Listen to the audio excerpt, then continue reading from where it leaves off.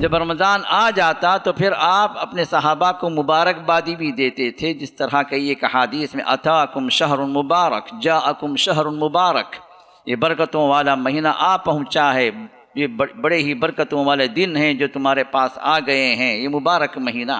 سحری کیا کرو، اس لیے کہ سحری کا کھانا یہ برکت کا کھانا ہے۔ اور پھر آپ نے فرمایا ان الملائکۃ یصلون علی المتسحرین، سحری کرنے والوں کے لیے فرشتے دعائیں کرتے ہیں، ان کی مغفرت کی دعائیں کرتے ہیں، ان کی رحمتوں کی دعائیں کرتے ہیں، اور جو ہے ان کے لیے برکتوں کی دعائیں کرتے ہیں۔ فرشتوں کو کی دعائیں یہ لوگ پاتے ہیں جو سحری کرتے ہیں۔ اسی لیے تو سحری جانتے بوجھتے چھوڑنا نہیں چاہیے کہ آپس میں بغض و عداوت، نفرتیں، دوریاں، کدورتیں، دشمنیاں جو ہم نے پال رکھی ہیں، یہ بھی ہمارے روزے کو اللہ کے حضور چڑھنے سے روک دیتی۔ یہ بلاکرز ہیں، یہ عمل قبول نہیں ہوتا، مغفرت یہ نہیں ہوتی کہ روزے کی حالت میں ناخن نہیں کاٹنا کرتا، روزے کی حالت میں بال نہیں کاٹنا تھا۔ کیوں بھائی؟ اس لیے کہ بالوں کا بھی روزہ ہوتا۔ اب روزے دار بیچارے کٹ گئے، ناخن نہیں کاٹنا کیونکہ ناخنوں کا بھی روزہ ہوتا ہے۔ یہ اپنے طور سے ایکسٹرا فٹنگ اللہ کے لیے نہ کریں۔ دین آپ کا نہیں ہے، ہمارے خاندان کا نہیں ہے، دین اللہ اس کے رسول کا ہے۔ تو رسول اللہ صلی اللہ علیہ وسلم نے جن باتوں کو آپ نے بتایا ہے، جن باتوں سے روکا ہے، آپ اس سے رکیں۔ بال کاٹنا، ناخن تراشنا، یہ روزے کی حالت میں کیا جا سکتا ہے کیونکہ رسول اللہ صلی اللہ علیہ وسلم نے اسے منع نہیں فرمایا۔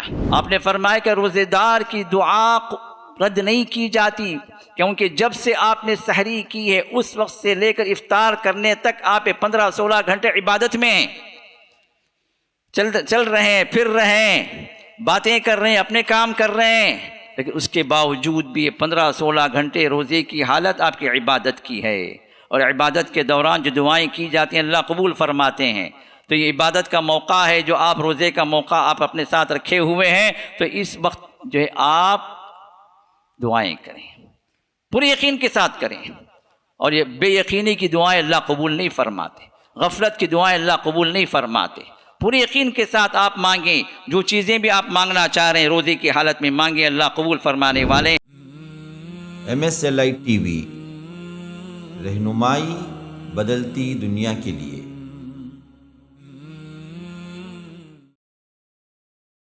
ان الحمد للہ نحمده ونستعینه ونستغفره ونؤمن به ونتوکل علیہ ونعوذ باللہ من شرور انفسنا ومن سیئات اعمالنا من يهده الله فلا مضل له ومن يضلل فلا هادي له ونشهد ان لا اله الا الله وحده لا شريك له ونشهد ان محمدا عبده ورسوله أما بعد فإن خير الحديث كتاب الله وخير الهدى هدى محمد صلى الله عليه وسلم وشر الأمور محدثاتها وكل محدثة بدعة وكل بدعة ضلالة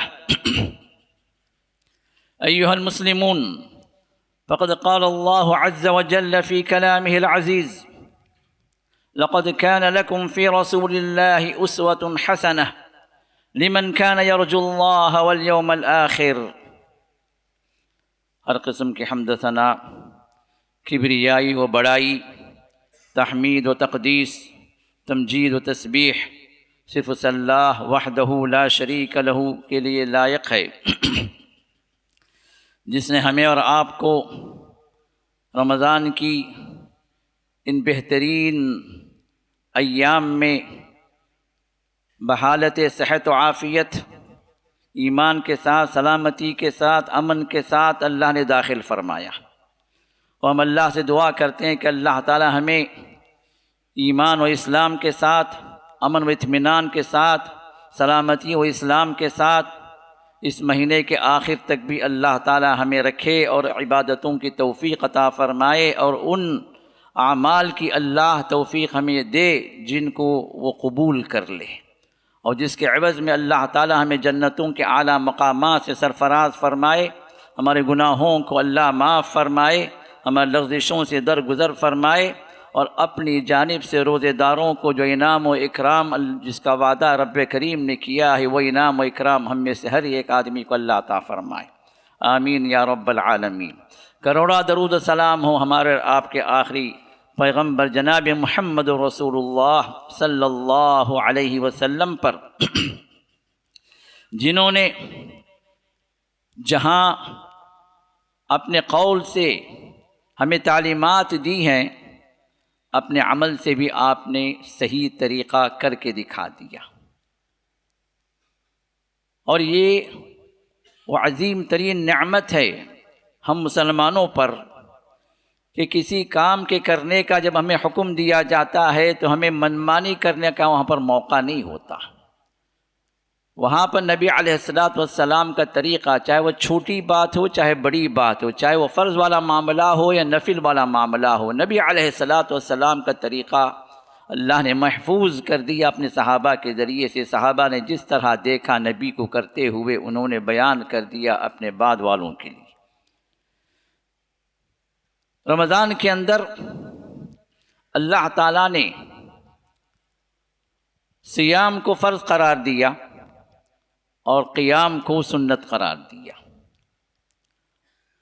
اور رمضان کے اعمال جس طرح ہمیں کرنے کا حکم دیا گیا، نبی علیہ السلام نے ان تمام اعمال کو اپنی زندگی کے اندر نافذ کیا، امپلیمنٹ کیا، اور صحابہ نے ہم تک پہنچایا۔ اس خطبے کا عنوان نبی علیہ السلام کا رمضان کیسا رہا۔ اگر ہم آپ کی سیرت میں، آپ کی حیات طیبہ میں جھانک کر دیکھتے ہیں تو صیام کی فرضیت سن 2 ہجری میں، اس کے بعد نبی علیہ السلام کی وفات سن 11 ہجری میں، تو پورے 9 سال محمد رسول اللہ صلی اللہ علیہ وسلم نے رمضان کے روزے رکھے اور آپ نے قیام فرمایا، اور اسی طرح رمضان کے دوسرے اعمال بھی آپ کرتے رہے۔ اب آئیے ہم دیکھتے ہیں، کیونکہ اللہ تعالیٰ نے ہر معاملے کے اندر فرمایا لَقَدْ كَانَ لَكُمْ فِي رَسُولِ اللَّهِ أُسْوَةٌ حَسَنَةٌ، تمہارے لیے رسول اللہ صلی اللہ علیہ وسلم کی زندگی میں بہترین نمونہ، لیکن کس کے لیے؟ لمن کان یرجو اللہ والیوم الآخر، جو اس بات کا یقین رکھتا ہو کہ وہ اللہ سے ملاقات کرے گا، یوم آخرت میں اللہ کے حضور پہنچے گا، وہاں پر اجر و ثواب اور جزا والا معاملہ وہاں پر رہے گا، تو یہ وہ بندہ ہوگا جو نبی علیہ السلام کو ہر معاملے میں فالو کرے گا۔ اب صیام اور قیام اور دوسرے اعمال رمضان کے سلسلے میں محمد رسول اللہ صلی اللہ علیہ وسلم کے اعمال کی طرف اگر ہم نظر کرتے ہیں، خاص طور پر چونکہ صیام فرض ہے، تو اب یہ آپ کیسے کرتے تھے، کس طرح اس مہینے میں آپ کا عمل ہوتا تھا، تفصیل میں گئے بغیر صرف پوائنٹ ٹو پوائنٹ جھلکیوں کے اعتبار سے میں آپ کے سامنے چند باتیں رکھوں گا۔ پہلی بات تو یہ ہے کہ رمضان کے شروع ہونے سے پہلے محمد رسول اللہ صلی اللہ علیہ وسلم اپنے صحابہ کا ذہن بناتے تھے، تیار کرتے تھے کہ کس طرح اس مہینے کا استقبال کیا جائے، کس طرح اس مہینے کی اہمیت ہے۔ اس میں پہلی بات تو یہ ہوتی تھی کہ آپ چاند کی خبر رکھنے کا حکم دیتے تھے تاکہ رمضان مس نہ ہو جائے، آگے پیچھے نہ ہو جائے، اور دوسری بات یہ کہ آپ اس ماہ کی فضیلتیں بیان کرتے تھے، اس ماہ کی برکات و خیرات، اس ماہ کی رحمتیں کس طرح رب کی اترتی ہیں، اس کا آپ بیان کرتے تھے، جس میں سے بعض احادیث مشہور ہیں، جس میں آپ ایک حدیث آپ کئی مرتبہ سنے ہوں گے، اذا جاءکم رمضان، آپ فرماتے تھے کہ جب رمضان آ جائے فتحت ابواب الجنہ، اللہ تعالیٰ جنت کے دروازوں کو کھول دیتے ہیں، جہنم کے دروازوں کو بند کر دیتے ہیں، اور شیاطین اور مرضۃ الجن، جنات کے جو بڑے بڑے سردار ہیں ان کو اللہ جکڑ دیتے ہیں۔ یہ بندوں کے لیے رحمت ہے، بندوں کو نیکی کی طرف جانے کا راستہ جو بلاک کیا ہوا ہے اس کو اللہ تعالیٰ کھول دیتے ہیں۔ اسی طرح جب رمضان آ جاتا تو پھر آپ اپنے صحابہ کو مبارکبادی بھی دیتے تھے، جس طرح کہ ایک حدیث میں اتاکم شہر مبارک جاءکم شہر مبارک، یہ برکتوں والا مہینہ آ پہنچا ہے، یہ بڑے ہی برکتوں والے دن ہیں جو تمہارے پاس آ گئے ہیں، یہ مبارک مہینہ ہے۔ نمبر 2، آپ فرماتے تھے چاند کے سلسلے میں سوموا لرؤیتہ افطروا لرؤیتہ، چاند دیکھ کر اپنا روزہ شروع کرو اور چاند دیکھ کر اپنا روزہ چھوڑو، یعنی عید الفطر مناؤ۔ رمضان شروع ہوگا بھی تو چاند سے، چاند کی رویت سے، اور اگر عید الفطر اگر ہم منائیں تو وہ بھی چاند کی رویت سے۔ اب یہ رویت کیسے ہوتی تھی؟ یا تو خود آپ اپنی نگاہوں سے دیکھتے تھے، اگر آپ نہیں دیکھے تو پھر آپ خبر دینے والوں کی خبر کو قبول کرتے تھے۔ جن لوگوں نے دیکھا، اگر وہ لوگ آ کر بیان کرتے کہ یا رسول اللہ صلی اللہ علیہ وسلم ہم نے چاند کو دیکھا ہے، تو آپ اس کو قبول کر لیتے اور رمضان کا اعلان کر لیتے۔ اگر مسئلہ صاف ہو، ابر آلود نہ ہو، اور کبھی کبھار ایسا ہوتا کہ کوئی ایک صحابی دور دراز سے کسی قریے سے آتے اور کہتے یا رسول اللہ صلی اللہ علیہ وسلم میں نے رمضان کے چاند کو دیکھا ہے، تو روزوں کی ابتدا کے لیے آپ ایک کی گواہی بھی قبول کر لیتے، لیکن روزوں کو چھوڑنے کے لیے آپ ایک کی گواہی قبول نہیں کرتے، کم سے کم 2 کو جو آپ طلب کرتے، کیونکہ عبادت کو ختم کرنا ہے۔ تو روزے کے اختتام میں رسول اللہ صلی اللہ علیہ وسلم 2 کی گواہی کو قبول فرماتے، اور اگر رویت نہ ہو، 29 میں چاند نظر نہ آئے، تو آپ 30 کو مکمل کرتے اور اپنے صحابہ کو حکم دیتے کہ 29 کا چاند نظر نہیں آیا تو لہذا 30 کا یہ مہینہ مکمل کرو اور پھر اس کے بعد عید مناؤ۔ اسی وجہ سے آپ جو ہے، چونکہ رویت پر ہمارا مہینہ سٹارٹ بھی ہوتا ہے، اینڈ بھی ہوتا ہے، تو آپ نے شک کی وجہ سے کسی کام کو کرنے سے منع کر دیا، شک کا روزہ نہ رکھا جائے۔ اب 29 کو چاند نظر نہیں آیا تو حکم یہ ہے کہ 30 مکمل کریں شعبان کے لیے، رمضان شروع ہونے کے لیے۔ بعض لوگ کیا کرتے ہیں کہ 30 سے ہی رمضان شروع کر دیتے ہیں، بعض لوگ 29 سے شروع کر دیتے ہیں، کہتے ہیں کہ ہو سکتا ہے بھئی ایک دن کا فرق ہو گیا ہو، ایک دن آگے پیچھے ہو گیا ہوں، میں ابھی سے شروع کر دیتا ہوں۔ نبی علیہ السلام نے منع فرمایا، کیونکہ دین کے اندر شک کی کوئی گنجائش نہیں۔ ہمارا دین واضح ہے، ہمارا دین پکی باتوں پر، ثابت شدہ باتوں پر مبنی ہے، یہاں پر شک اور شبہ کی کوئی گنجائش نہیں ہے۔ تو لہذا شک کے روزے جو لوگ رکھتے ہیں وہ سنت کے خلاف ہے، نبی علیہ السلام نے منع فرمایا۔ اسی طرح بعض لوگ آج کل جو فتنہ چل پڑا ہے کہ چاند کہیں نظر آ گیا اور یہاں جو ہے وہ لوگ شروع کر دیے، ہاں بھائی وہاں نظر آ گیا، افریقہ میں نظر آ گیا، USA میں نظر آ گیا، UK میں نظر آ گیا، ہم شروع کر دیں، یا سعودیہ میں نظر آ گیا، ہم شروع کر دیں۔ جس طرح لوگ کرتے ہیں یہ ان کی اپنی منمانیاں ہیں، نبی علیہ السلام کے فرمان کے خلاف ہے۔ آپ اپنی قوم کے ساتھ، اپنی اجتماعیت کے ساتھ، اپنی امت کے ساتھ، مقامی لوگوں کے ساتھ رہیے، امت کو بٹواروں میں اور نہ بانٹیے۔ یہ کہ بستی میں 3 عیدیں ہو رہی ہیں، 3 رمضان چل رہے ہیں، یہ کہہ رہے کہ نہیں جی کیلکولیشن کے لحاظ سے جو ہے آج جو شروع ہو جانا چاہیے، ہم نے شروع کر دیا۔ نبی علیہ السلام کے زمانے میں بھی کیلکولیشن کرنے والے کئی لوگ تھے، آپ نے کیلکولیشن کو بلکہ جو اس وقت کی جو کیلکولیشن، اس وقت کا کیلکولیشن تو اور ایڈوانس تھا، اس اعتبار سے کہ مسافرین انہی تاروں کو، انہی ستاروں کو دیکھ کر اپنے راستے کو متعین کرتے تھے۔ آج تو نہیں ویسے لوگ راستے کو متعین کرتے تھے ان ستاروں کو دیکھ کر، ان چاند کو دیکھ کر۔ وقت کی تعین ہوتی تھی، سورج جس طرح ڈھل رہا ہے، جس طرح چل رہا ہے، چڑھ رہا ہے، وقت کی تعین کر لیتے تھے۔ اور ہمارے پاس موبائل اور گھڑی ہے، اس کے بغیر ہمارا گزارا نہیں ہوتا۔ رسول اللہ کے زمانے میں کئی ایک اس طرح کے لوگ موجود تھے، لیکن آپ نے کیلکولیشن کے بارے میں آپ نے نہیں فرمایا۔ جس چیز کو ابتدا اور انتہا کے لیے آپ نے متعین کیا وہ ہے چاند کی رویت۔ چاند کی رویت اگر مقامی اگر ہو گئی تو پھر کوئی گنجائش نہیں ہے کہ آپ ادھر سے ادھر سے لیں۔ مقامی جو بھی اجتماعیت ہے، جو مسلمان ہیں، جس روز وہ رمضان شروع کریں اپنے مفتی کے اعتبار سے، قاضی کے اعتبار سے لوگوں کو ماننا چاہیے۔ کچھ لوگ وہ ہیں نہیں جی وہ فلاں جگہ نظر آ گیا اس لیے ہم شروع کر دیں گے۔ کہ فلاں جگہ نظر آنے میں دو باتیں ہیں، اگر اسلامی حکومت اگر ہے، آپ کا امام یہ کہ ایک حاکم ہے، چاہے آپ کئی ہزار کلومیٹر کے فاصلے بھی کیوں نہ ہو، آپ اپنے حاکم کے تحت ہوں گے، اسلامی حکومت کے تحت جو اعلان کیا جائے گا اس کو آپ مانیں گے۔ یا کسی ملک کے ساتھ ٹائی اپ ہو گیا، اسلامی حکومت آپ کی نہیں ہے، لیکن آپ کے کا جو امام ہے یا آپ کے جو ائمہ ہیں، آپ کے جو علماء ہیں، کسی ملک کے ساتھ انہوں نے ٹائی اپ کر لیا کہ ہم اس ملک کے ساتھ ہی ہم اجتماعی طور پر عید گزاریں گے یا کہ رمضان شروع کریں گے، تو اس صورت میں بھی علماء نے اجازت دی کہ ان کے ساتھ اجتماعیت پورا ملک ایک ہی وقت میں منا رہا، ایک ہی وقت میں رمضان شروع ہو رہا۔ لیکن ہمارے مسئلے ایسے ہیں کہ ہماری اجتماعیت کو تو پتہ نہیں، کسی کو اس کی فکر بھی نہیں ہوتی، اور جو ہے ایک ساتھ ہم نہ روزہ شروع کرتے ہیں، نہ ایک ساتھ ہم عید مناتے ہیں۔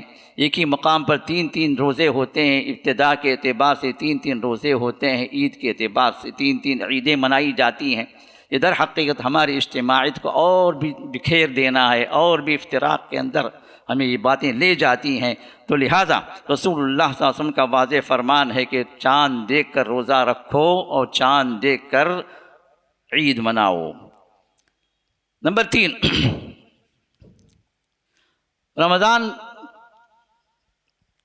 کے اختتام کا چاند نظر آ گیا، یعنی شوال کا چاند نظر آ گیا، لیکن اطلاع ملنے میں کافی تاخیر ہو گئی۔ صبح کے وقت میں اطلاع ملی، لوگوں نے روزہ رکھ لیا 30 کا۔ اب کوئی بندہ آ رہا ہے اور کہہ رہا ہے کہ اللہ کے رسول کے پاس، یا رسول اللہ صلی اللہ علیہ وسلم رات میں نے چاند دیکھ لیا تھا، یا ہم لوگ دیکھ لیے تھے، تو آپ روزے کو توڑنے کا حکم دیتے۔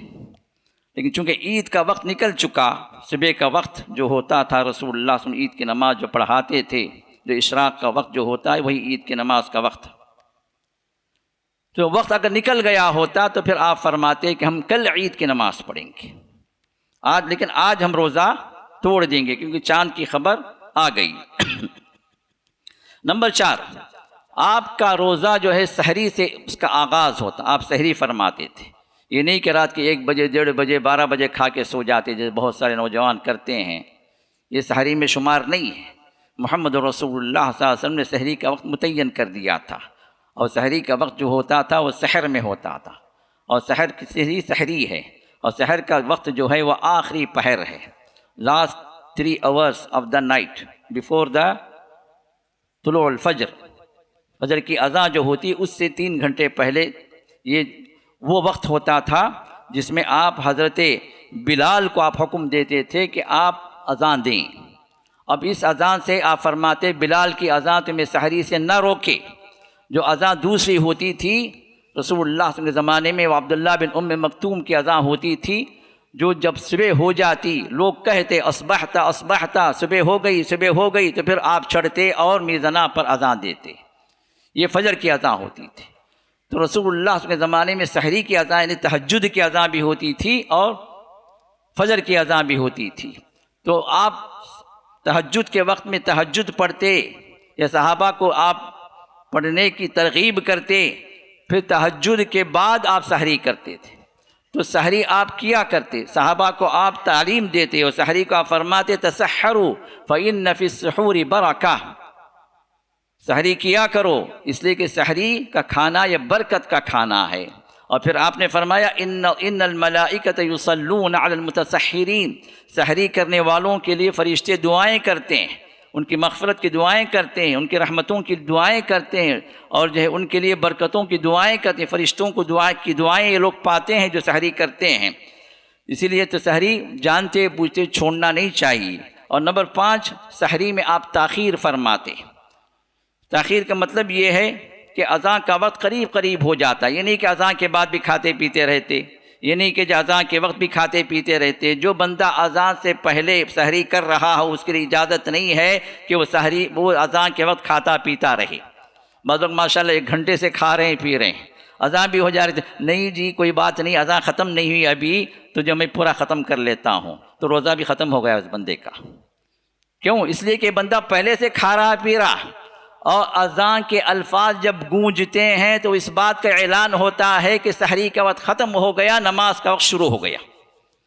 جب یہ اعلان ہو گیا اللہ اکبر، جب مؤذن کی آواز گونج لی تو پھر یہ آواز کا گونجنا اس بات کا اعلان ہے کہ سحری کا وقت ختم۔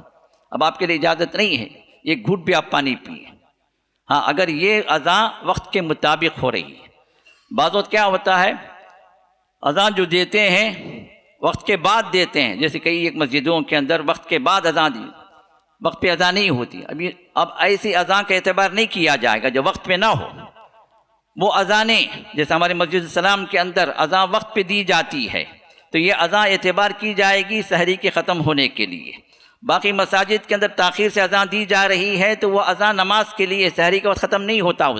اسی وجہ سے وہ لوگ کیا کرتے ہیں اپنے کارڈ کے اندر وقت الامساک لکھتے ہیں کہ بھائی سحری کو ختم کرنے کا وقت ہے، تو 10-15 منٹ پہلے لکھ دیتے ہیں کہ ان کی اذان بعد میں ہوتی ہے۔ تو اذان جو بعد میں ہوتی ہے در حقیقت سنت کے مطابق نہیں ہے، اذان اسی وقت دینی چاہیے جب جو فجر کا وقت شروع ہو جائے اور سحری کا وقت ختم ہو جائے، یہی نبی کی سنت رہی۔ تو اسی طرح سحری میں آپ تاخیر فرماتے اور فرماتے کہ یہودیوں کی مخالفت کرو، کیونکہ یہود جلد سحری کر لیتے، اسی طرح شیعہ بھی، رافضہ بھی اسی طرح روزہ رکھتے، جلد سحری کر لیتے اور افطار کے اعتبار سے تاخیر کرتے، جبکہ نبی علیہ السلام کی سنت کیا تھی کہ آپ تاخیر سے سحری کرتے اور افطاری میں جیسے ہی غروب ہو جائے آپ افطاری کر لیتے۔ تو یہ رسول اللہ کی سنت رہی۔ اسی طرح نمبر 6، اگر رات میں آپ اپنی بیوی کے ساتھ مل لیتے، جنابت کا غسل اگر واجب ہو جاتا تو کبھی کبھار آپ سحری سے پہلے آپ غسل کر لیتے اور کبھی کبھار سحری کے بعد غسل کرتے، لیکن سحری کے بعد کا غسل کرنا اس کا معنی یہ نہیں ہے کہ طلوع فجر کے بعد ہو، نماز کے بعد ہو، اذان کے بعد ہو، نہیں، طلوع فجر یعنی اذان کا وقت شروع ہونے سے پہلے پہلے آپ جو ہے غسل فرما لیتے، لیکن سحری کھا کے بھی انسان غسل کر لے سکتا ہے، غسل واجب ہو لیکن کوشش یہی ہو کہ وہ فجر کے وقت سے پہلے پہلے کر لے تاکہ فجر کی نماز اس کی نہ چھوٹے۔ بعض لوگ سوتے رہتے ہیں، ارے بھائی غسل واجب ہے تو سوتے رہتے ہیں، اب ایسے وقت میں جو ہے سحری بھی چلی گئی، فجر کی نماز بھی چلی گئی، اس کے بعد کے اذکار بھی چلے گئے، پھر اس کے بعد اٹھ کر 7 بجے 8 بجے 9 بجے اٹھ کر غسل کر کے نماز پڑھتے ہیں۔ یہ صحیح طریقہ نہیں ہے کیونکہ اس کے اندر فرائض جو ہے آپ کے چھوٹ گئے۔ اسی طرح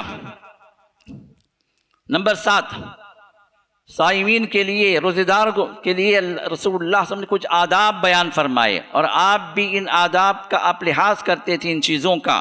اس میں سے پہلی چیز یہ ہے کہ آپ مسائل کی تعلیم دیتے۔ روزہ کیا صرف ایک عمل نہیں ہے، روزہ کیسے رکھا جائے، روزے کی حالت میں کیا کیا جائے کیا نہ کیا جائے، روزے کا اجر کن سے ختم ہو جاتا ہے، روزہ اگر کسی عمل سے ٹوٹ جاتا ہے تو پھر وہ کون سے اعمال ہیں، تو مسائل کی آپ تعلیم دیتے تھے صحابہ کو۔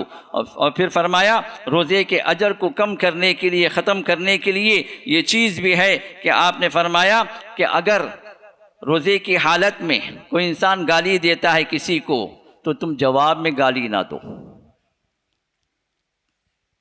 غصہ آتا ہے روزے کی حالت میں اور زیادہ آتا ہے کہ انسان بھوکا رہتا ہے نا، بھوک و پیاس والا مسئلہ رہتا ہے، گرمی ہوتی ہے، کام کی مشقت ہوتی ہے۔ اب روزے کی حالت میں تھوڑی سی بھی انبن اگر ہو جاتی ہے تو انسان کو غصہ آ جاتا ہے۔ اب کوئی انسان گالی دے رہا ہے، اور گالی تو ہمارے پاس ماشاءاللہ کچے گالیاں دیتے، ہاں ماں کی، بہن کی، پتہ نہیں فلاں کی سب۔ اب ایسا کوئی جاہل بندہ کسی کو مل گیا روزے کی حالت میں گالیاں دے رہا ہے تو آپ کو کیا کرنا ہے؟ فرمایا کہ فَلْيَقُلْ إِنِّي امْرُؤٌ صَائِمٌ۔ اگر کوئی کسی کو گالی دے، کسی روزے دار کو، تو جواب میں گالی نہ دے بلکہ یہ کہہ دے کہ بھائی یہ گالیاں تم کو مبارک ہو، بھائی ہمیں نہیں چاہیے، میں جواب نہیں دے سکتا۔ إِنِّي امْرُؤٌ صَائِمٌ، میں تو روزے دار ہوں۔ روزے دار کا مطلب رکا ہوا ہوں۔ روزہ کیا؟ امساک، الصیام الامساک۔ روزہ کیا ہے؟ روک لینا اپنے آپ کو۔ میں اللہ کو ناراض کرنے والی ہر بات سے اپنے آپ کو روک لوں گا۔ اللہ تعالیٰ نے روزے کی حالت میں جن چیزوں سے منع کیا ہے کھانے پینے سے، ان سے رک جاؤں گا۔ شہوتوں کو سے اللہ نے منع کیا ہے، اس سے رک جاؤں گا۔ کون سا وقت؟ جب سے رکنے کا حکم ہے طلوع فجر سے لے کر غروب آفتاب تک۔ یہ ہے صائم جو صابر ہے۔ تب ایسی حالت میں جب بندہ کوئی آپ کو گالی دے تو جواب میں آپ نے فرمایا کہ وہ جواب میں گالی نہ دے، بلکہ یہ کہہ دے کہ یہ کام میں نہیں کر سکتا، میں تو روزہ دار ہوں۔ اور یہ روزہ جو ہے جو رکنا ہے اپنے آپ کو سب سے پہلے دل کے اعتبار سے، آپ دل کے اندر سے شرک اور کفر کو نکالیں، کیونکہ شرک اور کفر دل کے اندر ہے تو آپ کا روزہ قبول نہیں ہے۔ اسی طرح دل کے اندر سے حسد ہو، بغض ہو، نفرتیں ہوں، کدورتیں ہوں، دشمنیاں ہوں، اس کو نکالیں، اس کے بغیر بھی اعمال قبول نہیں ہوتے۔ ہر پیر و جمعرات کو بندے کے اعمال قبول ہوتے ہیں، لیکن اللہ تعالیٰ دو بندوں کو اللہ ہٹا دیتے ہیں کہ ان کی مغفرت نہیں ہوگی۔ اور دو بندے کون ہیں؟ یہ کو بندہ جو شرک میں ڈوبا ہوا، شرک کا عقیدہ رکھا ہوا، ادھر بھی سجدے ہو رہے ہیں، ادھر بھی سجدے ہو رہے ہیں، دعائیں ادھر بھی ہیں، فلاں بزرگ کے پاس بھی دعائیں ہو رہی ہیں، فلاں مزار پر بھی وہاں پر منتیں، مرادیں، نیازیں چل رہی ہیں۔ ایسے لوگوں کے نہ روزے قبول ہیں، نہ سجدے قبول ہیں، نہ جو ہے ان کے نمازیں قبول ہیں، نہ کوئی نیک عمل قبول ہے، کیونکہ شرک ایسی چیز ہے۔ تو دلوں کو شرک سے صاف کریں۔ اور دوسرا وہ عمل کہ آپس میں بغض و عداوت، نفرتیں، دوریاں، کدورتیں، دشمنیاں جو ہم نے پال رکھی ہیں، یہ بھی ہمارے روزے کو اللہ کے حضور چڑھنے سے روک دیتی۔ یہ بلاکرز ہیں، یہ عمل قبول نہیں ہوتا، مغفرتیں نہیں ہوتی۔ تو لہٰذا الحمدللہ ہم روزے دار بنے ہیں اللہ کی توفیق سے، تو پھر ہم میں کا ہر آدمی اپنے دل کو ٹٹولے، اپنے دل کو صاف کرے ان چیزوں سے، کیونکہ ان چیزوں کے رکھتے ہوئے اللہ تعالی ہمارے عمل کو قبول نہیں فرماتے۔ اسی طرح زبان کا روزہ، انسان زبان بند کر لے روزے کی حالت میں، کھلے تو اللہ تعالیٰ کے ذکر کے لیے کھلے، تلاوت قرآن کے لیے کھلے، کسی خیر کے لیے کھلے، کوئی اچھی بات کہنے کے لیے کھلے، ورنہ اپنی زبان کو آپ لاک کر لیں، کیونکہ زبان کی آفتیں ہیں جو ہمارے روزے کو برباد کرنے کے لیے کافی ہیں۔ روزہ رکھتے ہوئے غیبتیں ہو رہی ہیں، روزہ رکھتے ہوئے کسی کی جو چغلیاں ہو رہی ہیں، روزہ رکھتے ہوئے گالیاں ہو رہی ہیں، روزہ رکھتے ہوئے غلط باتیں انسان کرتا چلا جا رہا ہے۔ یہ وہ چیزیں ہیں جو ہمارے روزے کو یا تو برباد کر دیتی ہیں یا روزے کے اجر کو کم کر دیتی ہیں۔ تو اپنے زبان، اللہ کے رسول نے ارشاد فرمایا، من کان یؤمن باللہ والیوم الآخر، جو کوئی بھی ایمان رکھتا اللہ پر اور آخرت پر، فلیقل خیرا او لیصمت، چاہیے کہ زبان کھولے تو خیر کا کلمہ نکلے، بھلائی کا کلمہ نکلے، نیکی کا کلمہ نکلے، نیکی کی بات اس کے زبان سے باہر ہو یا چپ ہو جائے۔ نہیں، نیکی نہیں کرنا، خاموش ہو جاؤ۔ آپ کا خاموش رہنا بھی اپنے آپ کو اپنے گناہ سے روک لیا، اجر لکھا جائے گا۔ خاموش رہ کر آپ اجر پا سکتے ہیں۔ تو لہٰذا اور عمل کے لحاظ سے بھی رسول اللہ صلی اللہ علیہ وسلم اپنے اعضاء سے، اپنے ہاتھوں سے، پیروں سے، کانوں سے، آنکھوں سے، جو بھی پارٹس آف دا باڈی ہیں، جو بھی انسان کی قوتیں ہیں، ان کے ذریعے سے بھی آپ روزے دار رہتے تھے کہ ان کے ذریعے سے بھی آپ کوئی غلط کام نہیں کرتے تھے، اور صحابہ کو آپ یہی تعلیم دیتے تھے۔ اب بدن کا روزہ کا مطلب بعض لوگ یہ سمجھ گئے کہ روزے کی حالت میں ناخن نہیں کاٹنا، روزے کی حالت میں بال نہیں کاٹنا تھا۔ کیوں بھائی؟ اس لیے کہ بالوں کا بھی روزہ ہوتا۔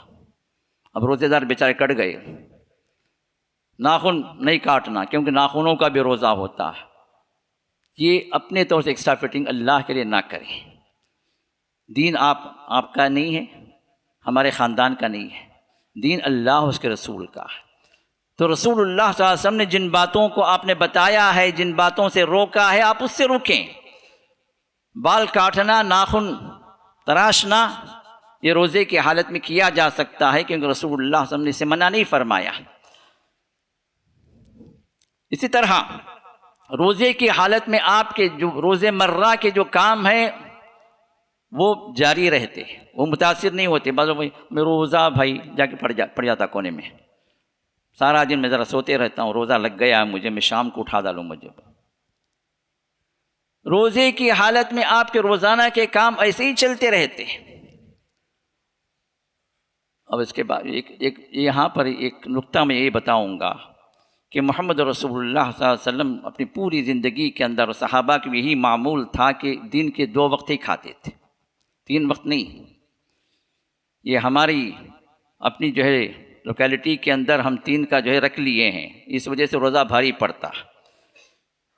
2 وقت کا کھانا رسول اللہ صلی اللہ علیہ وسلم ہوا کرتا تھا، وہی 2 وقت کا کھانا روزے کی حالت میں بھی ہوتا، سحری افطاری میں کوئی فرق نہیں پڑتا۔ آپ اس روٹین پر آ جائیے، جن کو روزہ بھاری پڑتا ہے ان کو بھاری نہیں پڑے گا انشاءاللہ۔ یہ سنت ہے، اس سنت کے اعتبار سے اگر ہم اور آپ فالو کریں گے نا تو اس میں اجر بھی ہے، اس کے اندر صحت بھی ہے، اس کے اندر آپ کا ڈائجسٹو سسٹم بھی صحیح ہو جائے گا، اور آپ کے بہت سارے اور معاملات بھی اور بیماریاں بھی جو انسان کو لگی ہوئی ہیں، بی پی ہے، شوگر ہے، فلاں ہے، فلاں ہے، نئے دور کے نئے امراض ہیں، یہ بھی انشاءاللہ ختم ہو جائیں گے۔ نیت یہ ہو کہ ہم نبی کو فالو کر رہے ہیں۔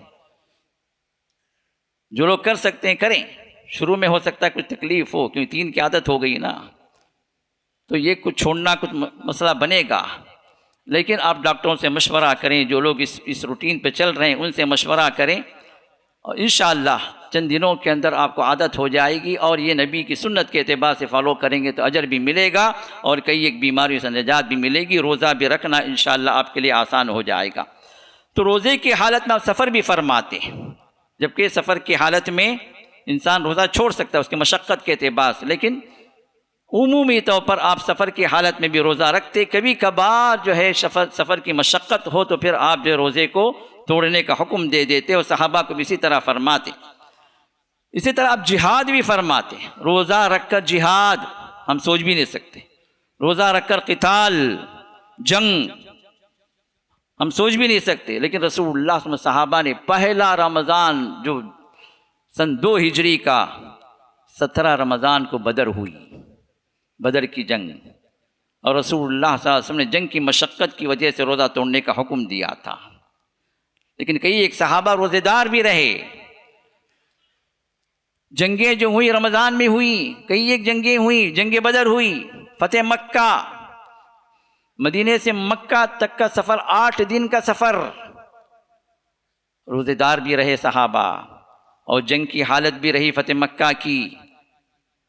تو رمضان کے اندر جنگیں ہوئیں اور کئی ایک صحابہ روزے دار بھی رہے، اور مشقت کی وجہ سے کبھی کبھار رسول اللہ صلی اللہ علیہ وسلم نے روزہ توڑنے کا حکم دیا، ورنہ عمومی طور پر کوئی صحابی اگر روزہ رکھنا چاہتا تو آپ اجازت دے دیتے۔ اسی طرح روزے کی حالت میں انسان کثرت سے اطاعتیں کرے، عبادتوں میں اپنے آپ کو مشغول رکھے۔ رسول اللہ صلی اللہ علیہ وسلم نے ایک چھوٹے سے ایک سینٹنس میں آپ نے روزے کی حقیقت کو بتلا دیا۔ الصوم جنہ، روزہ ڈھال ہے، شیلڈ ہے، جیسے ایک ویریئر جب اپنی شیلڈ اختیار کرتا ہے اپنی حفاظت کے لیے دشمن کے وار سے، اس طرح روزہ بھی شیلڈ ہے۔ کس سے شیلڈ ہے؟ شیطانی وار سے، گناہوں کے اختیار کرنے سے، رب کی معصیتوں سے، یہ رکاوٹ ہے، یہ شیلڈ ہے۔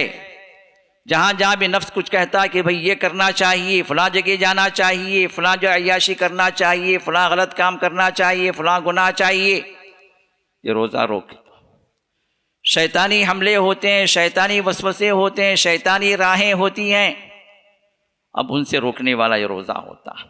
جو دنیا کے اندر اس روزے کو شیلڈ بنا لے، انشاءاللہ آخرت میں اللہ تعالیٰ جہنم سے روزہ شیلڈ بنا دے گا۔ جو دنیا کے اندر روزہ رکھتے ہوئے روزے کو شیلڈ نہیں بنایا، گناہوں سے نہیں روکا، غلط کاموں سے نہیں روکا، پھر وہاں پر جہنم کے لیے بھی شیلڈ نہیں بنے گا یہ روزہ۔ تو آپ نے فرمایا کہ الصوم جنہ، پھر فرمایا من لم يدع قول الزور والعمل به فليس لله حاجة في ان يدع طعامه وشرابا۔ فرمایا کہ جو انسان روزے دار ہو لیکن وہ جھوٹ کو نہ چھوڑے، جھوٹی بات نہ چھوڑے، جھوٹے کام نہ چھوڑے، ایک دوسرے کو دھوکہ دینا نہ چھوڑے، ایک دوسرے کو تکلیف دینا نہ چھوڑے، گناہوں کے کام نہ چھوڑے، تو پھر ایسے بندے کا روزہ رکھنا کوئی فائدے کا نہیں۔ اللہ کو ایسے روزے کی کوئی ضرورت نہیں ہے، یہ تو صرف بھوکا رہا، پیاسا رہا، یہ لکھا جائے گا اس کے اکاؤنٹ میں، اس کے روزے کا کوئی اجر نہیں لکھا جائے گا۔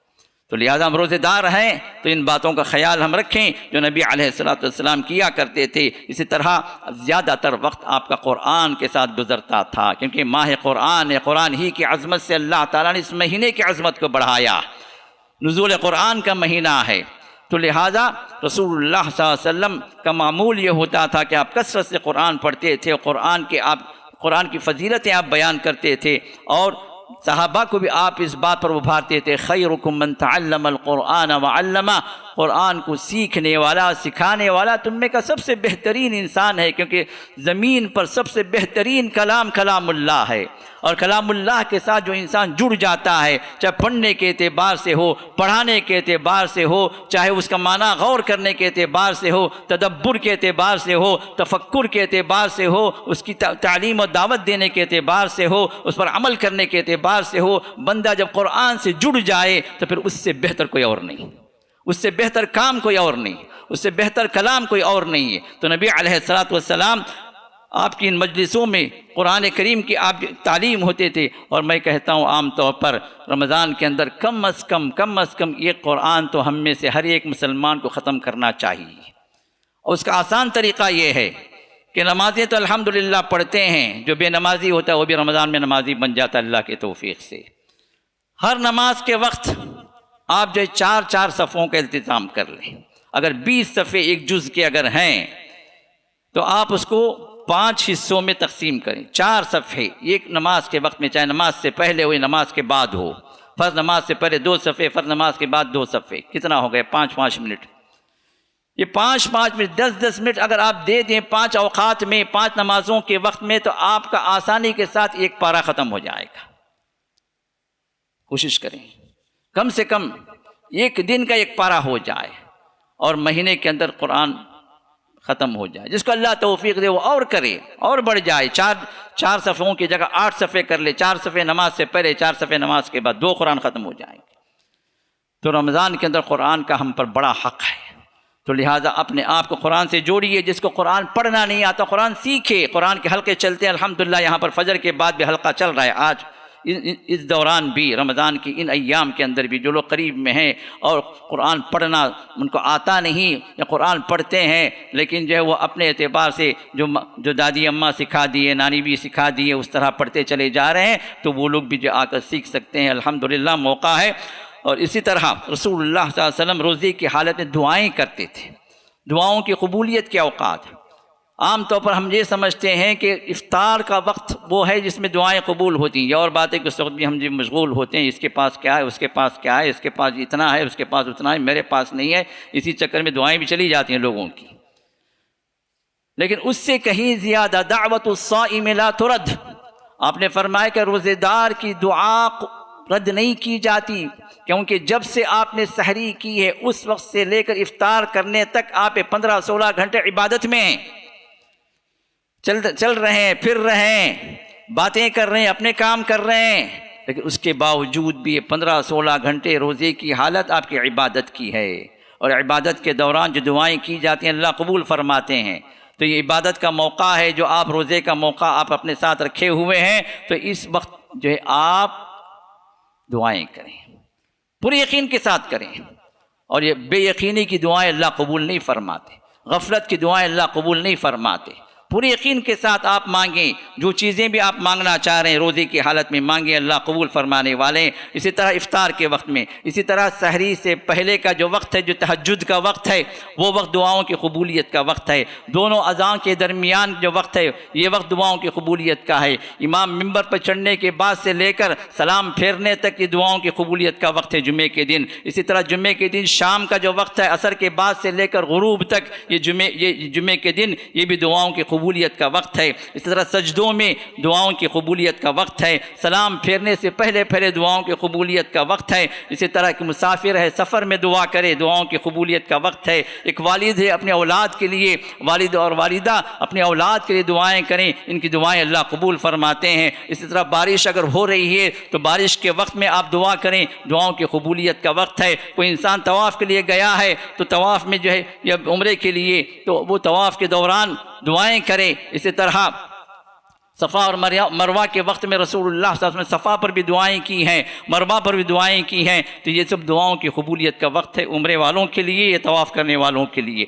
اس کے علاوہ جو دعائیں اور قبولیت کے اوقات بتائے گئے ان پر جو ہے ہم جو ہے پابندی کریں، انشاءاللہ ہماری دعائیں جو اب تک قبول نہیں ہوئیں وہ بھی قبول ہو جائیں گی انشاءاللہ۔ اسی طرح روزے کی حالت میں آپ کچھ آرام بھی فرماتے، یہ نہیں کہ جو کاموں ہی میں مشغول ہیں، کچھ دیر آپ آرام بھی فرماتے۔ قیلولہ آپ کا ہمیشہ کا معمول ہوتا تھا، دوپہر کے وقت میں کچھ آپ نیند لے لیتے جس کو ہم کہتے ہیں پاور نیپ جو بولتے ہیں، تو یہ پاور نیپ آپ کا ہوتا تھا، چاہے جو ہے چند لمحات ہی صحیح آپ جو ہے کچھ دیر آرام فرماتے، تو روزے کی حالت میں بھی آپ آرام فرماتے۔ یہ نہیں کہ ازواج مطہرات سے آپ دوری اختیار کرتے، ازواج مطہرات کے ساتھ بھی آپ لیٹتے، ان کے ساتھ بھی وقت گزارتے، لیکن جو شوہر اور بیوی کے جو کام ہیں ان کاموں سے اپنے آپ کو دور رکھتے۔ اسی طرح روزے کی حالت میں آپ مسواک کرتے۔ نمبر 8، اسی طرح افطاری میں جلدی کر، جیسا سحری میں دیری کرتے افطاری میں جلدی کرتے۔ تو اب افطاری جب ہوتی تو رسول اللہ صلی اللہ علیہ وسلم تلاش کرتے رطبات کو، جو ہے تر کھجوریں ہیں، جو نرم کھجوریں ہیں وہ، یا اگر یہ نہ ملے تو تمر، جو سوکھی کھجوریں ہیں وہ، اگر وہ بھی نہ ملے تو پھر آپ ایک گھونٹ پانی سے افطاری کر لیتے۔ اور افطار سے پہلے آپ کی کوئی دعا ثابت نہیں ہے، جو دعا جو ہے اللہم لک صمت وبک آمنت وعلی رزقک افطرت فتقبل منی، یہ دعا جو عام طور پر لوگ پڑھتے ہیں، یہ دعا جو ضعیف ہے۔ البتہ حسن کے درجے کی دعا ہے اللہم لک صمت وعلی رزقک افطرت، یہ اگر کوئی انسان پڑھ لے تو کوئی حرج نہیں ہے۔ لیکن افطاری کے بعد رسول اللہ صلی اللہ علیہ وسلم سے جو دعا ثابت ہے ابو داؤد کے اندر، وَذَهَبَ الظَّمَأُ وَابْتَلَّتِ الْعُرُوقُ وَثَبَتَ الْأَجْرُ إِنْ شَاءَ اللَّهُ، یہ آپ کہا کرتے تھے۔ اور افطاری دوسروں کو کروانے پر آپ ابھارتے تھے، فرماتے تھے جو انسان کسی اور کوئی افطاری کروا دے اس کا اجر بھی اللہ تعالیٰ اس کو عطا فرماتے ہیں، اور اللہ تعالیٰ جنت میں داخل ہونے کے اسباب اللہ تعالیٰ بنا دیتے ہیں ایسے بندے کو۔ اسی طرح اس بندے کے اللہ مغفرت فرما دیتے ہیں۔ افطاری کروانا بہت بڑا عمل ہے، فضیلت والا، تو لہٰذا اس پر رسول اللہ نے تین فضیلتیں بیان فرمائی: مغفرت، دخول جنت، اور صائم کا جو اجر ہے جس کو آپ نے افطاری کروائی اس کا اجر بھی اللہ آپ کو عطا فرماتے ہیں۔ اور نمبر 9، قیام لیل رسول اللہ صلی اللہ علیہ وسلم کی ہمیشہ کا معمول تھا۔ قیام لیل کا مطلب، قیام کا مطلب کیا ہے؟ فجر، عشاء کے بعد سے لے کر فجر کی اذان سے پہلے تک آپ جو بھی نمازیں پڑھیں گے یہ قیام میں داخل ہے۔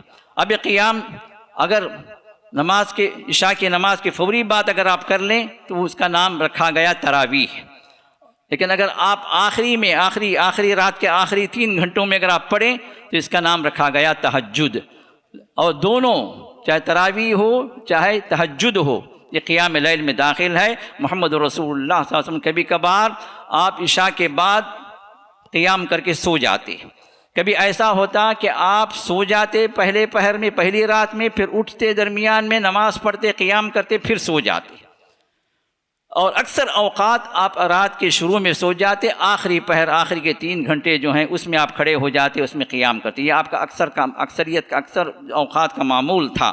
تو اسی طرح قیام کی آپ فضیلت بیان فرماتے کہ جس میں من قام رمضان ایمانا واحتسابا غفر له ما تقدم من ذنبه، جو رمضان کا قیام کر لے ایمان کے ساتھ اور اخلاص کے ساتھ، اللہ کے لیے کرے، تو اللہ تعالیٰ سے تمام پچھلے گناہوں کو اللہ معاف کر دیتے ہیں۔ اب اس میں 8 اور 20 کے چکر میں لوگوں نے مسجدیں الگ کر دی ہیں، لوگوں نے جو جماعتیں الگ کر دی ہیں، لوگ بات کرنا چھوڑ دیے، لوگ ایک دوسرے پر تانے دینا شروع کر دیے، جبکہ یہ معاملہ اتنا ایسا اہم نہیں ہے کہ ہم ایک دوسرے سے کٹ جائیں۔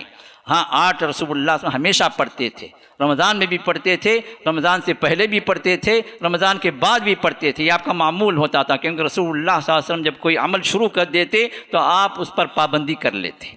آپ نے 8 اور 3 وتر 11 کا آپ نے عمل شروع کیا تو وہ عمل آپ کا برقرار رہا آپ کی اس دنیا سے جانے تک۔ لیکن کچھ بعض صحابہ آتے ہیں اور کہتے ہیں یا رسول اللہ صلی اللہ علیہ وسلم کیف اصلی اللیل، میں رات کی نماز کیسے پڑھوں؟ تو آپ نے یہ نہیں فرمایا کہ میں 8 پڑھتا ہوں تم بھی 8 پڑھو، آپ نے فرمایا کہ صلاۃ اللیل مسنا مسنا، رات کی نماز 2 رکعت ہے، 2 رکعت ہے، 2 پہ سلام پھیرو، 2 پہ سلام پھیرو۔ فَإِذَا خَشِيَ الصُّبْحَ فَأَوْتِرْ بِرَكَعَةٍ، اور جب تمہیں خوف ہو کہ ابھی صبح ہونے والی ہے تو 1 رکعت وتر سے ختم کرو۔ تو آپ نے رکعات کی تحدید نہیں فرمائی، آپ نے یہ نہیں فرمایا کہ اتنی ہی رکعتیں تمہیں پڑھنا ہے، کیونکہ یہ نفل ہے، تو نفل کے اندر رسول اللہ صلی اللہ علیہ وسلم نے کوئی حد بندی نہیں فرمائی، تو لہذا جو 8 پڑھ لیتا ہے، جیسے ہمارے مسجد السلام کے 8 ہو رہی ہیں، الحمدللہ آپ سنت پر قائم ہیں، آپ سنت پر قائم ہیں، پڑھیے، کیونکہ رسول اللہ صلی اللہ علیہ وسلم نے 8 پڑھی ہے، 3 رکعت وتر۔ کسی جگہ پر 8 سے زیادہ پڑھائی جا رہی ہے نماز، کوئی حرج نہیں، آپ پڑھ سکتے ہیں، کیونکہ رسول اللہ نے اجازت دی ہے. یہ کہ فضیلت، یہ کہ اجازت، دونوں کے اندر فرق ہے، دونوں پر عمل کیا جا سکتا ہے. آپ کے جیسے حالات ہیں اس کے لحاظ سے عمل کریں، لیکن جس بات کو آپ دیکھنا ہے، سوچنا ہے، وہ یہ کہ من قام مع الامام حتی ینصرف کتب له قیام لیلہ. جو امام کے ساتھ کھڑا ہو گیا قیام کے لیے، اور جب تک وہ امام نماز پڑھاتا رہا آپ اس کے ساتھ پڑھتے رہیں، امام جب فارغ ہوا آپ بھی فارغ ہوئے، تو اللہ تعالیٰ آپ کو جو اجر دیتے ہیں، گویا آپ نے رات بھر آپ نے اللہ کے حضور تہجد آپ نے پڑھا ہے، قیام آپ نے کیا ہے، وہ اجر اللہ آپ کو لکھ دیتے ہیں. تو اس فضیلت سے اپنے آپ کا محروم نہ فرمائے. تو اسی طرح نماز میں آپ قرآن ختم نہیں کرتے تھے، یہ ثابت نہیں کہ نماز میں قرآن ختم کرنا، لیکن رسول اللہ صلی اللہ علیہ وسلم کی اس وقت جو قرآن کا نزول ہوتا رہا، قرآن کامل نہیں ہوا تھا، لیکن رسول اللہ صلی اللہ علیہ وسلم اپنی تہجد کے اندر آپ بڑی بڑی صورتیں پڑھتے تھے. ایک ایک رکعت میں آپ جو ہے سورۃ البقرہ، سورۃ آل عمران، سورۃ النساء، 5.5 پارے آپ سے ثابت ہیں کہ ایک رکعت میں آپ نے نماز پڑھی ہے. اور ہمارے پاس ایک پورے 8 رکعت کے اندر ایک جز ختم کرنے کے لیے ہمارے پاس کوئی ادھر سے ادھر، ادھر سے یہ پیر اٹھاتا وہ پیر رکھتا، یہ پیر اٹھاتا وہ پیر رکھتا، ایک جز کے لیے. اور رسول اللہ صلی اللہ علیہ وسلم 5.5 پارے آپ ایک ہی رکعت میں، یہ طویل طویل نمازیں آپ کی ہوا کرتی تھیں. تو لہٰذا لیکن ختم کے لحاظ سے جو چیز ثابت ہے کہ رسول اللہ صلی اللہ علیہ وسلم رمضان کے راتوں میں جبریل آتے روزانہ، تو آپ ان کے ساتھ مدارسہ کرتے، قرآن کریم کو سنتے بھی سناتے بھی. جبریل بھی سناتے، اللہ کے سنتے، رسول اللہ صلی اللہ علیہ وسلم پڑھتے، جبریل سنتے. اور آخری سال جب قرآن ختم ہوا تو 2 مرتبہ رسول اللہ صلی اللہ علیہ وسلم نے جبریل کے ساتھ یہ ریویژن کیا، 2 مرتبہ. تو اسے معلوم یہ ہوا کہ رمضان میں قرآن ختم کرنا چاہیے. جس کو موقع ہے کہ تراویح میں جو موقع ہے پڑھنے کا یا سننے کا، اس کی فضیلت سے اپنے آپ کو محروم نہ کریں، کیونکہ رمضان کے اندر ان تلاوتوں کے اعتبار سے چاہے تراویح میں ہو، تہجد میں ہو، یا اگر یہاں موقع نہیں ہے تو آدمی اپنے طور پر جو ہے قیام کر لے. اور قیام کی حالت میں اگر وہ چاہے کہ لمبی لمبی صورتیں نہیں پڑھ سکتا تو مصحف اٹھا کر نماز کے اندر پڑھنے کی بھی اجازت ہے. عائشہ رضی اللہ عنہا کیا کرتی تھیں، اپنے غلام ذکوان کے ساتھ آپ نماز پڑھتی تھیں. تو ذکوان حافظ قرآن نہیں تھے، وہ قرآن کو دیکھ کر پڑھتے تھے نماز کی حالت میں. اجازت ہے رات کی نماز میں، قیام لیل میں، فرض نمازوں میں نہیں، رات کی نماز میں، قیام لیل میں کوئی انسان نماز کو طویل کرنا چاہے اور اس کو یاد نہیں ہے صورتیں، تو قرآن دیکھ کر پڑھ سکتا ہے، اس میں کوئی حرج کی بات نہیں ہے. تو اسی طرح آپ رمضان کے آخری دنوں میں شب قدر کو تلاش کرنے کا حکم دیتے، اور شب قدر کو تلاش کرنے ہی کے لیے آپ نے اعتکاف کو بھی کیا. آپ ہر سال اعتکاف کیا کرتے تھے. پہلے سال آپ نے اعتکاف کیا شب قدر کی تلاش میں شروع کے 10 دن، پھر آپ کو معلوم ہوا کہ شروع کے 10 دنوں میں شب قدر نہیں ہے، پھر آپ نے دوسرے 10 دن یعنی 11 to 20 آپ نے ان راتوں میں اعتکاف کے ان دنوں میں اعتکاف کیا. پھر آپ کو بتایا گیا کہ ان دنوں کے اندر میں نہیں ہے، پھر آخر میں متعین کر دیا گیا کہ آخری 10 دنوں کے اندر آپ اعتکاف کیا کرو تاکہ شب قدر کو پالو. تو رسول اللہ صلی اللہ علیہ وسلم اس دنیا سے جانے تک یہ آخری 10 دنوں کا اعتکاف کیا کرتے تھے. اسی طرح آخری بات یہ ہے کہ رمضان کے اندر آپ صدقہ و خیرات بہت زیادہ کرتے تھے. ویسے بھی آپ کے پاس سائل آ کر کچھ مانگے تو آپ جو ہے بدن کی چادر بھی اٹھا کے دے دیتے تھے، کچھ نہیں رکھتے تھے، گھر کے اندر کچھ نہیں ہوتا تھا. آپ کروڑوں کے مالک تھے، لیکن گھر کے اندر ایک ڈھیلا جو ہے ایک کوائن، ایک پیسہ یا ایک جو ہے درہم یا دینار کا بھی آپ رکھا نہیں کرتے تھے.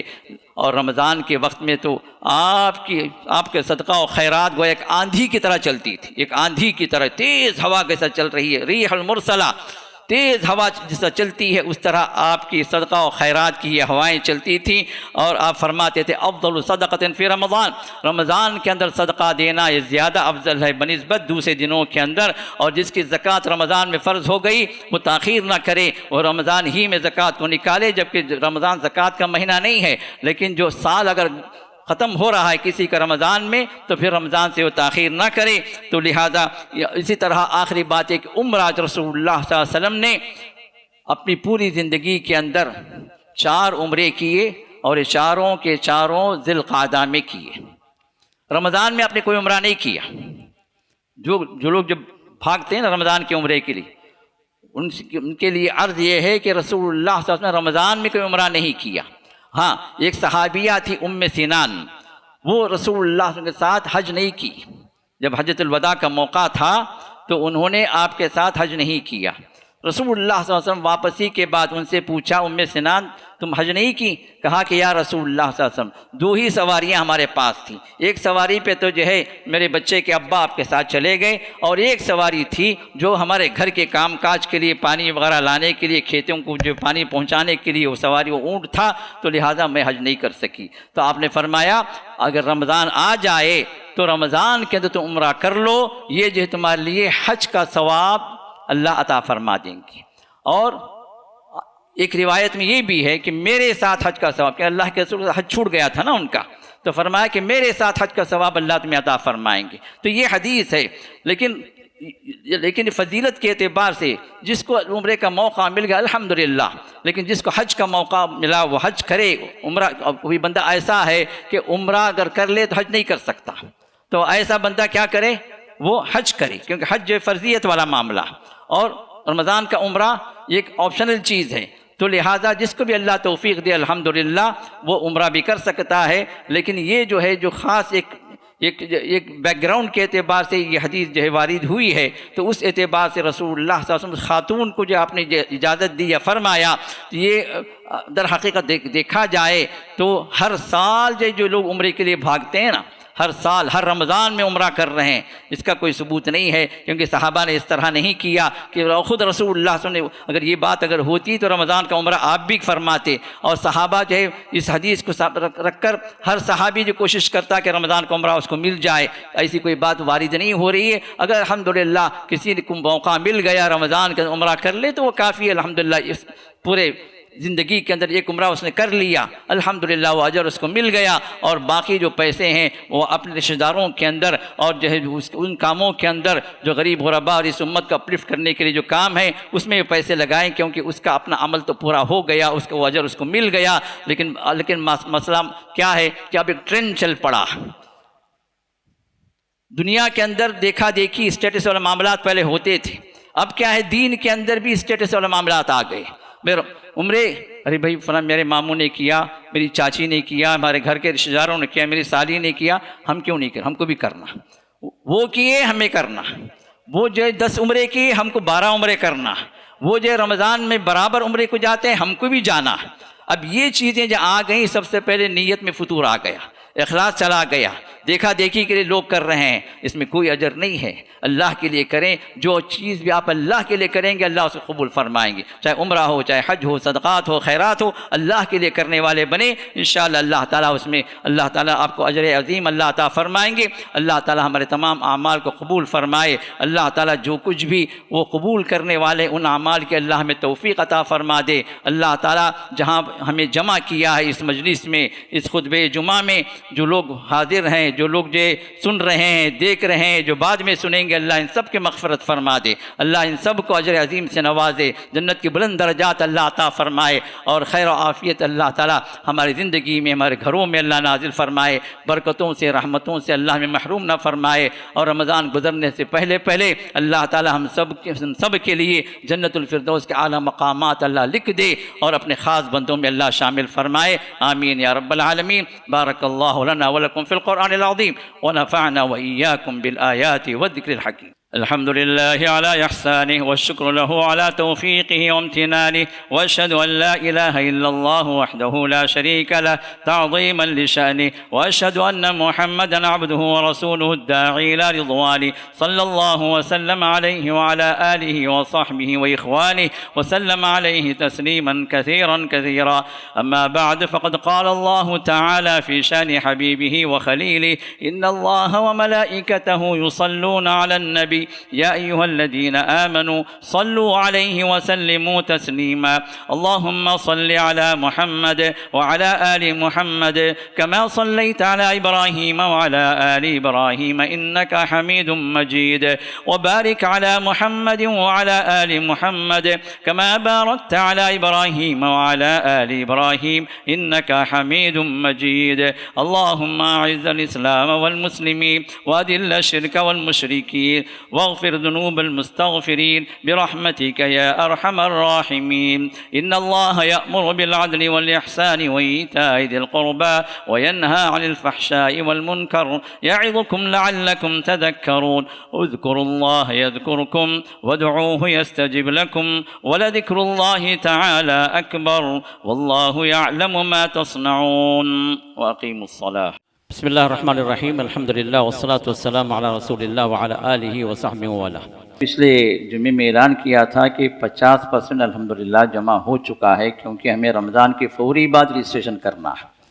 مارچ کے اینڈ سے ہونے سے پہلے رجسٹریشن کی تاریخ دی گئی ہے، تو ہمارے پاس ٹائم لیمٹ بہت کم ہے، لیکن اللہ کی توفیق سے ہم جو ہے آگے بڑھ گئے ہیں، اور اللہ تعالیٰ سے پوری امید ہے کہ اللہ تعالیٰ ہمارے اس پروجیکٹ کو اللہ اس کے وقت سے پہلے اللہ ختم کر دیں گے. تو خوشخبری یہ ہے کہ الحمدللہ اس معاملے میں کافی لوگ جو بڑھ چڑھ کر حصہ لے رہے ہیں، اور ہم آپ سے گزارش کر رہے ہیں کہ اس معاملے میں چونکہ وقت کم ہے تو آپ لوگ بھی آگے بڑھیں. اور اسی اعتبار سے ہم نے کہا کہ ایک جو ہے اسکوائر فیٹ 12,000 روپے، اور اگر آپ ایک مسلح اگر وقف کرنا چاہ رہے ہیں تو 72,006 اسکوائر فیٹ کا 72,000 جو ہے ایک آپ اپنے اعتبار سے وقف کریں. اور اس معاملے میں اللہ نے آپ کو دیا ہے تو آپ بخیلی نہ کریں، کیونکہ اللہ کے رسول صلی اللہ علیہ وسلم نے فرمایا کہ اللہ تعالیٰ فرشتوں کو نازل فرماتے ہیں، اور یہ فرشتہ دعا کرتا ہے. ایک فرشتہ دعا کرتا ہے، ایک فرشتہ بد دعا کرتا ہے. دعا جو کرتا ہے فرشتہ کیا کہتا ہے؟ اللہم اعط منفقا خلفا، اے اللہ جو تیری راہ میں خرچ کرنے والا ہے اس کو تو اور عطا فرما. اور دوسرا جو بد دعا جو کرتا ہے وہی کہتا ہے کہ یا اللہ جو روک رکھا ہے اپنے مال کو، تیری راہ میں خرچ نہیں کرتا، اس کے مال کو تو ہلاک و برباد کر دی. تو یہ معاملات ہیں ہر انسان کے ساتھ. ہر انسان اپنے آپ کو ٹٹول لے کہ وہ کیا کچھ اللہ کے راہ میں دے سکتا ہے. تو یہ موقع ہے، بہترین موقع بشارتوں کو پانے کا. ایک تو رمضان کے صدقے کی عظمت آپ سن چکے کہ سب سے افضل ترین جو ہے یہ صدقہ ہے رمضان میں آپ نکالیں. اور دوسری بات ہے کہ مسجد کے لیے آپ خرچ کر رہے ہیں، چھوٹا سا اماؤنٹ بھی کیوں نہ ہو اللہ قبول کرنے والے ہیں. اور اس کے ذریعے سے وہ بشارت ہمیں اور آپ کو ملنے والی ہے کہ جس نے مسجد بنا دی یا مسجد میں حصہ لے لیا تو اس کو اللہ تعالیٰ جنت میں خاص محل اللہ عطا فرماتے ہیں اس مسجد کے عوض میں جو تعاون آپ نے کیا. تو اس معاملے میں آپ سے یہ بات رکھوں گا کہ اگر آپ اپنی طرف سے کرتے ہیں تو الحمدللہ، نہیں تو کم سے کم آپ صدقے جاریہ کے اعتبار سے آپ سوچ نہیں کہ والدین جو فوت ہو گئے، اب ان کے لیے کوئی انسان کچھ کرنا چاہتا ہے، صدقے جاریہ کے طور پر آپ ایک مسلح خرید کر وقف کر دیں، تاکہ زندگی جب تک جو ہے دنیا رہی، جب تک وہ مسجد رہے گی، جب اس وقت تک جو ہے ان کے لیے اجر ملتا رہے گا. صدقے جاریہ کے طور پر اپنے والدین کے لیے، یا کہ کسی کی اولاد جب انتقال کر گئی، کسی کا شوہر، کسی کی بیوی انتقال کر گئی ہے، ان کے لیے صدقے جاریہ کے طور پر. اور انتقال کر جانا کوئی ضروری نہیں ہے صدقے جاریہ کے لیے، آپ زندہ رہتے ہوئے بھی زندہ والدین کے لیے، زندہ دوست احباب کے رشتہ دار کے لیے بھی صدقے جاریہ آپ کر سکتے ہیں. صدقے جاریہ کا مطلب وہ نیکی جس کا اجر ہمیشہ چلتا رہے. تو اس کے لیے آگے بڑھیں. میں ابھی جو ہے اور دوسری بشارت یہ ہے کہ الحمدللہ 65% ہمارے پاس اماؤنٹ آ چکا ہے الحمدللہ. ابھی 35% کا مسئلہ ہے. رسول اللہ صلی اللہ علیہ وسلم ایک مرتبہ نکلے حضرت بلال کے ساتھ اور کہا کہ یا معشر النساء تصدقن ولو بحلیکن، اے عورتوں صدقہ کرو، اللہ کے راہ میں دو، کچھ نہیں ہے دینے کے لیے، اپنا زیور ہے صدقہ کرو، کیونکہ زیور قبر میں لے کے نہیں جائیں گے کوئی بھی. لیکن یہ زیور تمہارے ساتھ ہے تو ہوگا کیا؟ یا تو تمہارے بعد تمہارے اولاد وہ لے لیں گے. ہم دیکھتے ہیں کئی جو اس کے بعد مرنے کے بعد ضرورت نہیں رہتی، ماشاءاللہ ہر اولاد اپنی جگہ بالکل فارغ البال ہے، خوشحال ہے، اس کے باوجود بھی ماں کا زیور چھوڑتے نہیں، ہاں باپ کی جائیداد چھوڑتے نہیں. یہ دنیا. تو آپ اپنی فکر کریں. تو صحابیات نے کیا کیا؟ بلال فرماتے ہیں جب اللہ کے رسول نے فرمایا کہ کسی کے پاس نہیں ہے تو وہ اپنے زیورات سے دے دے.